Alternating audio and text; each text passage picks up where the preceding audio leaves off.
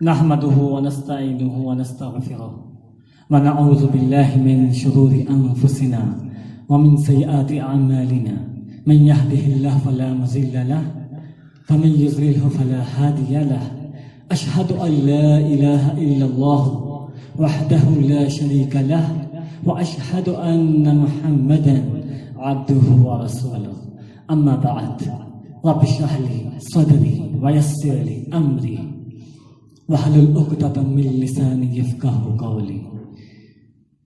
تمام احباب آج اس مجلس میں بیٹھے ہیں اور اللہ تعالیٰ نے ہمیں توفیق دی کہ اس چھوٹی سی مجلس میں ہمیں قرآن مجید کی اہمیت سننے کی توفیق دی اللہ تعالیٰ نے۔ یہ اللہ تعالیٰ کا فضل و کرم ہے اور اللہ کے کرم سے ہی اللہ تعالیٰ ہمیں توفیق دیتے ہیں کہ ہم بیٹھیں۔ تو تمام بھائیوں سے میں ریکویسٹ کروں گا کہ جو میں ایک مختصر لیکچر دوں گا آپ سب اس پر توجہ دیں اور غور سے سنیں۔ قرآن مجید کی اہمیت، قرآن مجید کی اہمیت بہت زیادہ ہے۔ قرآن مجید اسلام کی بنیادی کتاب ہے اور یہ ہمارے پیغمبر محمد مصطفیٰ صلی اللہ علیہ وآلہ وسلم پر اللہ تعالیٰ نے نازل فرمائی ہے۔ اللہ تعالیٰ قرآن مجید میں ارشاد فرماتے ہیں، قرآن مجید کے متعلق اللہ تعالیٰ فرماتے ہیں سورۃ القمر آیت میں اللہ تعالیٰ فرماتے ہیں وَلَقَدْ يَسَّرْنَا الْقُرْآنَ لِلذِّكْرِ فَهَلْ مِن مُّدَّكِرٍ۔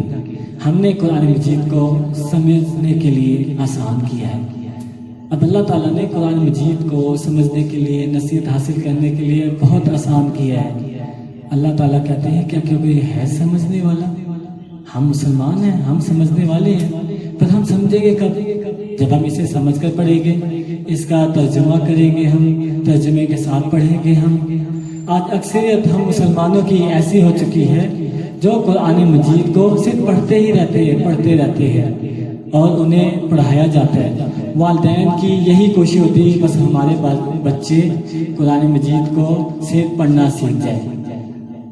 کبھی یہ نہیں سوچتے کہ قرآن مجید ہمارے بچے کس طریقے سے پڑھ رہے ہیں، کیا وہ تجوید کے ساتھ پڑھ رہے ہیں، کیا وہ صحیح لہجے سے پڑھ رہے ہیں، کیا وہ قرات کے ساتھ پڑھ رہے ہیں؟ نہیں، بس ان کی یہی کوشش ہوتی ہے کہ بس ہمارے بچے سیکھ جائیں۔ قرآن مجید سیکھنا ضروری ہے، فرض ہے۔ جب ہم قرآن مجید کو ہم پڑھیں گے تو اس کا اجر ہے۔ قرآن مجید کو سیکھنا، عربی میں سیکھنا ضروری ہے، پر اسے سمجھنا لازمی ہے۔ اب ایک شخص قرآن مجید پڑھتا رہتا ہے اور سمجھتا نہیں ہے تو اسے نصیحت کیسے حاصل ہوگی؟ تو وہ سمجھے گا کیسے؟ قرآن مجید کو ہم اسی وقت سمجھیں گے، غور و فکر اسی وقت کر پائیں گے ہم جب ہم قرآن مجید کو ترجمے کے ساتھ پڑھیں گے۔